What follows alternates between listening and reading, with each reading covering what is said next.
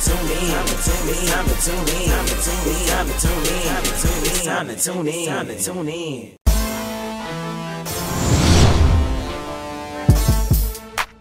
We got a big show for you today. We got a lot to cover. We're going to jump right into the fantasy hot list.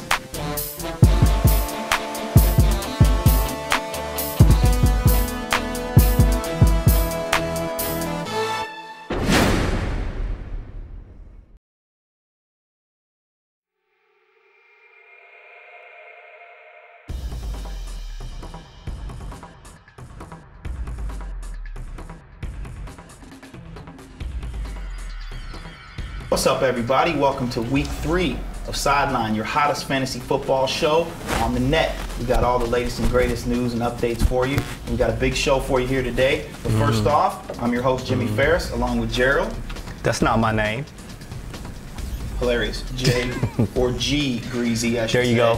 Hook it up. Get right with it. And my girl Kirsten, thinking she got a little knowledge. We're gonna see. She's a Jets fan, so she's already that means she's special. She's already kind of out of the mix here. But anyway, like I said, we got a big show for you today. We got a lot to cover. We're going to jump right into the fantasy hot list. This is courtesy of Yahoo Sports, Yahoo Fantasy Football. Talking about some of those ads for this week. A couple guys on the list. First off, running back from your Atlanta Falcons, Jason Snelling. Man child, let me tell you something about that. Last year, when Michael Turner went out, Jason Snelling had about 300-yard games. Pick him up. I have him. You're not getting him if you're in my league. What I want to know is if Michael Turner's ever going to be able to stay healthy. Probably not. Let's talk about that. Look, he was a career backup when he was with San Diego. We know that. He got here. He was overweight this year. Lost a lot of weight. Body's not ready. He looks good when he is healthy. He looks good. I mean, you can't really stop him when he wants to run. But the problem is he's got to want to run. But so, I mean, I'm with you. I definitely agree with Jason Snelling as a good pickup. He is. What you think about Kevin Walter down in Houston? Now, Matt Schaub's been going off. Andre Johnson's been, big for them. But I think they added Walter as one of the hot ads this week because Andre Johnson's had some ankle problems. Yep. So he may or may not be 100% this week. And obviously, when you got a quarterback that's going crazy, their receivers are the beneficiaries of that. So do you like Kevin Walter? What do you think? Well, I'm not a big Houston fan, so I'm not going to lie on that. But he did have a good game last week. He stepped in. He did his thing. Got me 30 points.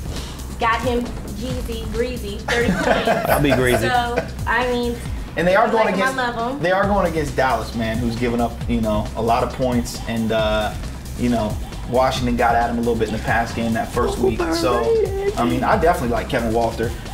Mike Tolbert, running back from San Diego, with Ryan Matthews already in his rookie season. Got a high ankle sprain. Got a high ankle sprain. I can tell you this from personal experience: that high ankle sprain is a 3 to 4 week deal at least.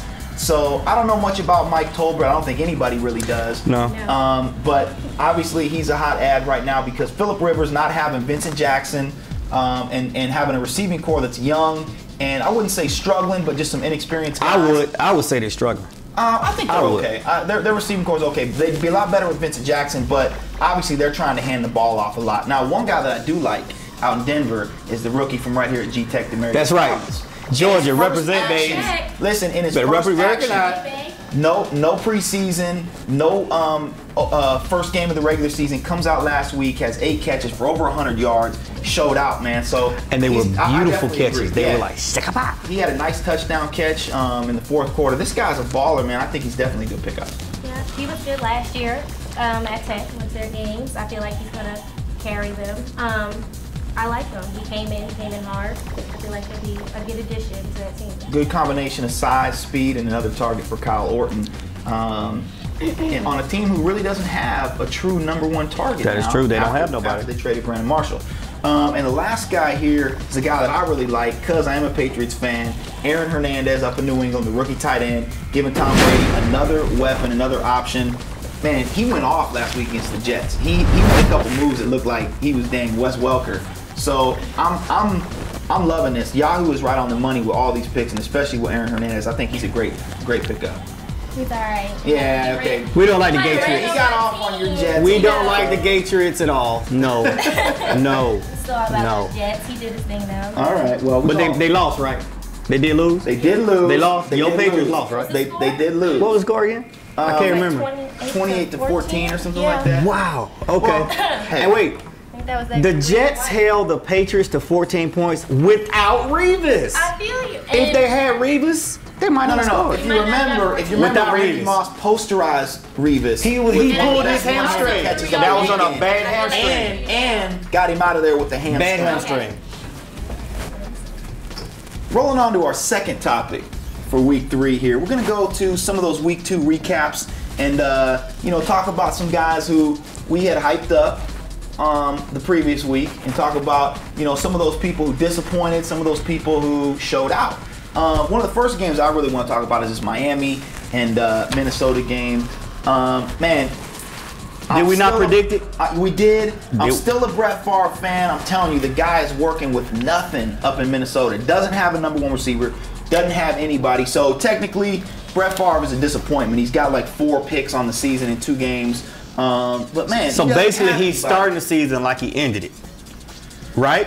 Yes, you can say that. But I will say again, we called this in week 1 that the guy, you're talking about a guy who had very little preseason reps.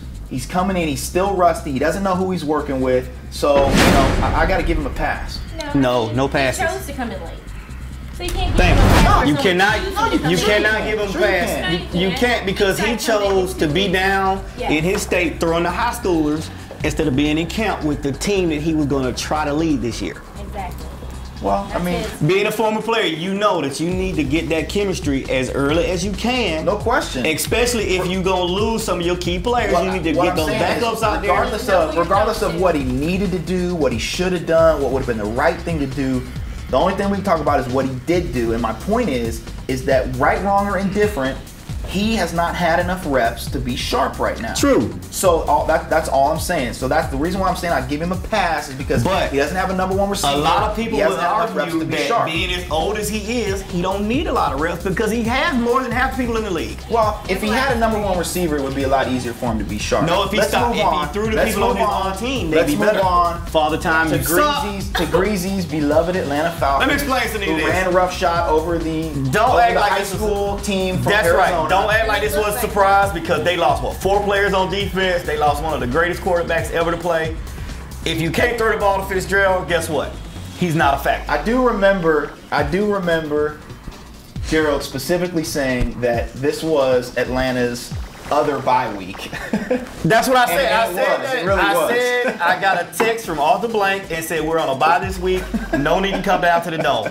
That's what I heard. Man, Arizona looked terrible. Derek Anderson looks terrible. Can we say number 1 pick in the draft goes to Arizona or Dallas? But I will say Matt Ryan looked great and Roddy White looked great. So those were definitely 2 guys that showed out for us. And his new bandwagon guy, Jason Snelling. Now, not bandwagon. You're not a bandwagon. He was on my team. He was on the fantasy football team last year. That's all right. When Michael Turner went down, he was there. Moving on. Go Birds. See how difficult it is to We're going to stab the Saints right now, ball. Wow. Green Bay at Buffalo. The Bills, I don't think anybody expected anything out of the Bills. They're worse than we thought. Aaron Rodgers. Number 2 pick in the draft, Buffalo. Very much so. Buffalo. Yes. They could potentially be like 0-10. Arizona's going to get the first pick. Buffalo's get the second. Watch it. But again, Aaron Rodgers is good. He was one of my guys in fantasy this year. One of my guys who I said if he's out there, got to get him. Definitely going to be a breakout guy. I love Aaron Rodgers, and I can tell you this, they're going to keep rolling. There's nothing about them that's not going to be standout this year. Aaron Rodgers is going to keep it going until they hit Atlanta. Then they're going to stop right in their tracks. I don't think so. Right there. I don't think hit that wall. Everybody's going to come to a screen. They're going to hit that wall when they hit that dome. Yeah, we'll see about that. Okay. Pittsburgh went crazy on Tennessee with 7 turnovers, 6 of them committed by Vince Young. Are we definitely down on Vince Young? We're down on Vince Young. We're down on Vince Young. We're down. I think his mind is not right anymore. He might need to go get some Ritalin or something. Chicago and Dallas, kind of an upset up there. Jay Cutler looked pretty good. I would say it would be a mild upset because a lot of the experts picked their babies to go to the Super Bowl this year. Yeah, and they're 0-2. Not gonna. I wasn't the one. I hate the Cowgirls. I'll tell you the one bright spot for the Cowboys, fantasy-wise, Miles Austin has had 2 great games. Two great games. 10-plus catches in both games. He's scoring some points for his guys. But it's all on Tony No-Mo. It is. Tony No-Mo. No, please No-Mo. Jets in New England, we already talked about it a little bit. Greatest game. It's okay. We can still That's the greatest game of the weekend right there. Did anybody show out for the Jets? Did anybody score any points for the Jets? Didn't Sanchez have like 3 touchdowns? I think Sanchez threw 3 touchdowns. So my prediction on that was wrong. I still think he looks like a connected dot poster. But if he turns that corner, he'll be. Break down the stereo and connect the dots. If you take off his helmet, you make a giraffe on one cheek and an albatross on the other. I'm telling you, that's just all it is. It's not about his face, it's about his arm, so we're good. Well, He got a new arm. He just got real good throws. this coming week, he's not going to have his #1 target, Osama bin Laden. I mean, Braylon Edwards. Taliban. So he could have some issues when they face off against a tough Miami defense. If you put a beer in the end zone, he's going. Check. Okay. All right. So there's your week 2 wrap up. Some disappointments, some guys that really showed out, and we'll definitely just keep a watch on some of these guys, see what they do in week 3. All right, guys. Now one of my favorite parts. I got to give everybody their final word. Kirsten, what's your final word for the day? Probably My Jets. word for- No, I'm going to talk about my fallen University of South Carolina player, Kenny McKinley. Sending my blessings out to him. That's It's always a sad thing. That is. That's unbelievable. Mr. Greasy. Gerard. My thing, I just want to make a point out to all my little people out there who follow certain pastors. Oh. Going to church does not make you a Christian. It's kind of like going to a garage makes you a car. It's not gonna happen.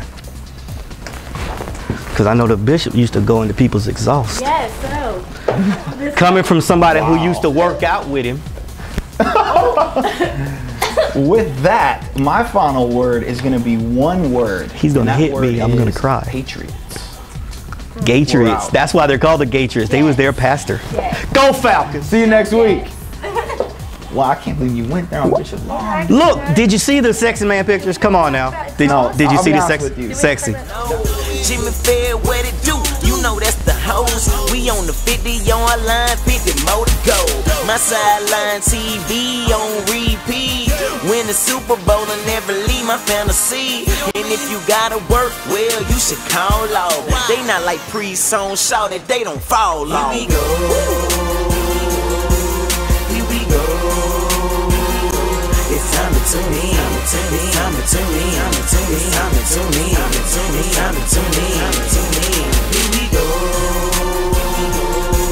It's time to tune in. It's time to tune in. Here we go. Here we go. It's time to tune in.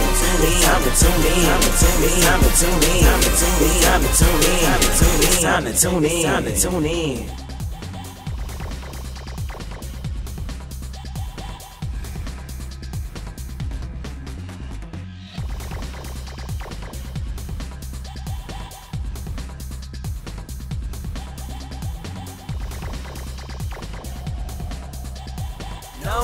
Jimmy Fair, what it do?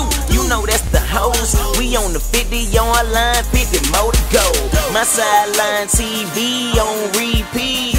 Win the Super Bowl and never leave my fantasy. And if you gotta work, well, you should call off. They not like pre-song shout that they don't fall off. Here we go. Here we go. It's time to tune in. It's time to tune in. It's time to tune in. It's time to tune in. Here we go. It's time to tune in. It's time to tune in. Here we go. Here we go. It's time to tune in. It's time to tune in. It's time to tune in. It's time to tune in. It's time to tune in. It's time to tune in.